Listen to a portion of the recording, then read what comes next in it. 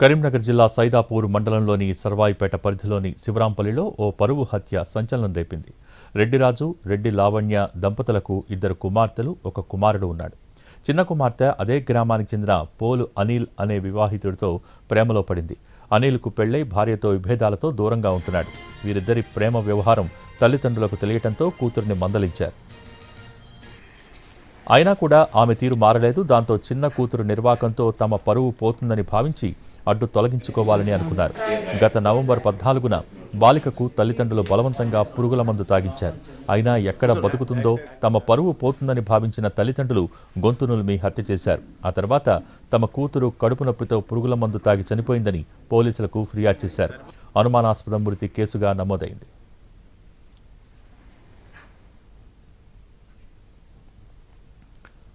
అయితే పరువు కోసం కూతురునే హత్య చేశానని రాజు మద్యం మత్తులో పలువురితో చెప్పినట్టు ప్రచారం జరిగింది. సమాచారం అందుకున్న పోలీసులు లోతుగా దర్యాప్తు మొదలుపెట్టారు. ఫోరెన్సిక్ నివేదికతో హత్యగా తేలింది. దాంతో పోలీసులు తల్లిదండ్రుల్ని తమదైన స్టైల్లో విచారించగా విషయం బయటకొచ్చింది. తమ పరువు పోతుందనే కూతురును కడతేర్చినట్టు తల్లిదండ్రులు లావణ్య, రాజు ఒప్పుకున్నారు. వారిని అరెస్ట్ చేసి కోర్టులో హాజరుపరిచారు.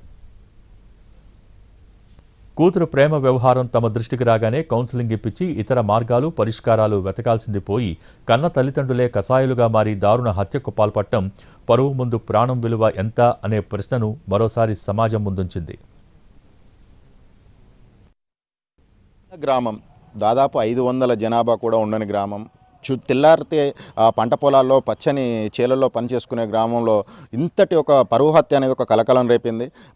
గత నెల 14వ తేదీన ఒక అమ్మాయి రెడ్డి అర్చన అనే అమ్మాయి సూసైడ్ చేసుకుంది అని చెప్పేసి సైదాపూర్ పిఎస్లో ఒక కేసు అయితే నమోదైంది. అయితే కేసు నమోదైన నేపథ్యంలో తొలుత అందరు కడుపు నొప్పిగా భావించారు. ఇది సూసైడే అని చెప్పేసి అందరూ భావించారు.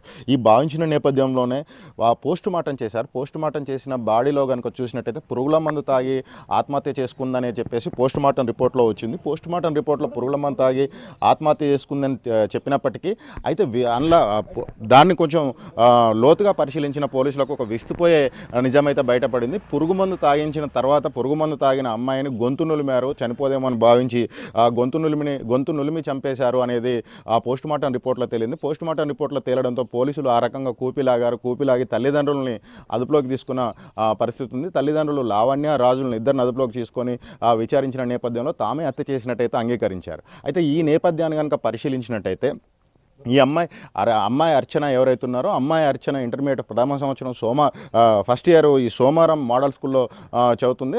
ఫస్ట్ ఇయర్ చదివే అమ్మాయి ఇక్కడ గ్రామానికి చెందిన ఒక వివాహిత యువకుడితో ప్రేమలో పడింది. అతను పెళ్ళయింది, భార్యతో విభేదాల్లో దూరంగా ఉంటున్నాడు. ఆ అబ్బాయిని ప్రేమిస్తుందనే కారణంతో వీళ్ళు లావణ్య, రాజులు ఈ దురాఘాతానికి పాల్పడారని చెప్తా ఉన్నది. మనతో పాటు గ్రామ ఉప సర్పంచ్ ఉన్నారు, ఆయన అడిగి తెలుసుకుందాం. అన్న, ఏం జరిగింది? ఇదే వీళ్ళు ఆల్రెడీ చంపినామని చెప్పిర్రు. పోలీసు వాళ్ళు వచ్చేదాకా కూడా నాకు చంపింది నాకు తెలియదు.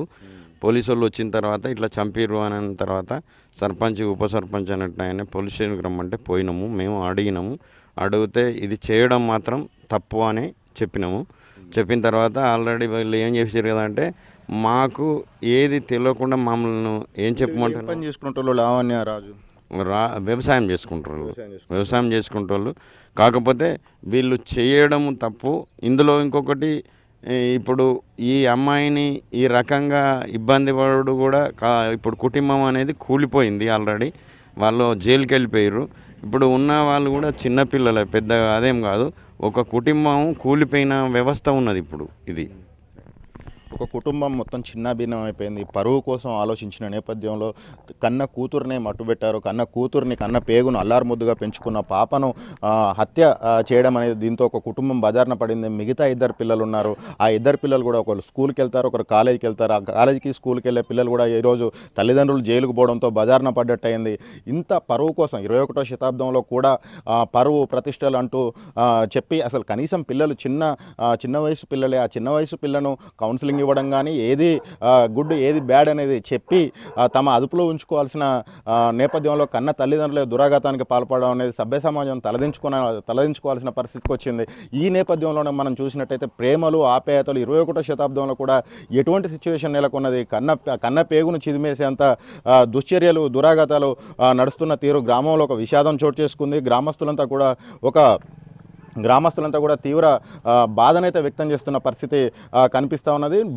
బాధ్యులు ఎవరు? తల్లిదండ్రులు మాత్రమే బాధ్యులా? ఈ సమాజం కూడా బాధ్యులేనా? ఈ ప్రేమ పేరుతో వంచి ఈ ఆమె మరణానికి కారణమైన వ్యక్తి కూడా బాధ్యుడేనా అనేది ఒక రకమైన చర్చ అయితే ఈ శివరాంపల్లి గ్రామంలో నడుస్తూ ఉన్నది. కెమెరా పర్సన్ సంపత్తో కలిసి భాస్కర్, ఎన్టీవీ, శివరాంపల్లి నుంచి.